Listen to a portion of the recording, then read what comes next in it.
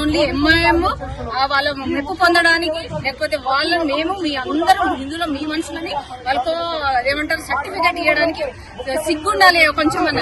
ఆయన హిందూ అయి ఉండి సొంత దేవుళ్ళని కించపరుస్తూ మాట్లాడి చూడండి, అది ఆయన సిగ్గుపడాల్సిన విషయం. ఏదైతే సీఎం కాక ముందుకు అన్ని దేవుళ్ళని మొక్కిండు కదా, సీఎం అయినాక కూడా మొక్కు తీసుకున్నాడు. హిందూ దేవుళ్ళ దగ్గరికి ఎందుకు పోయిండు? నేను ఎంఐఎంలో గెలిపిస్తుంటే దర్గా దగ్గర పోవాల్సింది, హిందూ దేవుళ్ళ దగ్గరికి ఎందుకు పోయిండు? ఆయన మాట్లాడింది చాలా తప్పు అని చెప్పడానికి ఆయన మేము నిరసన వ్యక్తం చేస్తున్నాం. కానీ ఇంకోటి కాదు, ఆయన వెంటనే క్షమాపణ చెప్పాలి.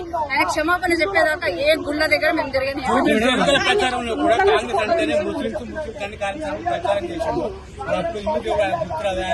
అదే అంటున్నాను, ఆయన ఎప్పుడైతే జూబ్లీస్ ఎలక్షన్స్ లో కాంగ్రెస్ అంటే ముస్లిం అంటే కాంగ్రెస్ అని ఎప్పుడైతే టోపీ తీసి పెట్టుకున్నాడో ఆ టోపీ భూతమ్మ నెత్తి మీదకి ఎక్కినట్టున్నది.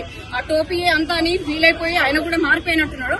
రాష్ట్రానికి కూడా ఉన్న హిందువులు కూడా ఆయన కాంగ్రెస్ అందరినీ కూడా మత మార్పిడి ఇండియా దగ్గర చేసేటట్టున్నాడు. ఆయన ఏమైనా చేసుకోవాలి కానీ హిందువుల జోలికి వస్తే మాత్రము తాట తీస్తామని చెప్పేసి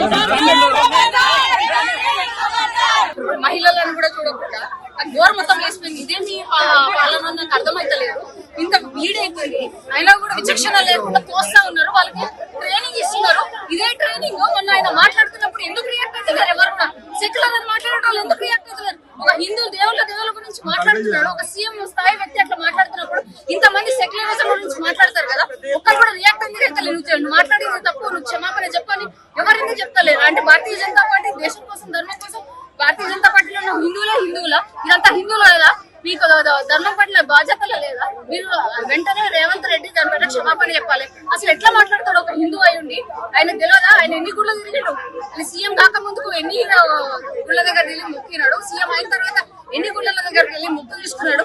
ఇప్పటి నుంచి మేము అసలు ఆయన క్షమాపణ చెప్పేదాకా హిందూ గుళ్ళ దగ్గర రాలేమో, హిందూ గుళ్ళ జోలు లోపలికి వెళ్తే కూడా మేము అడ్డుకుంటామని ఈ సందర్భంగా తెలియదు. అసలు ఆయన మనుషులే రాక్షసులు, పోలీసులు ఈ విధంగా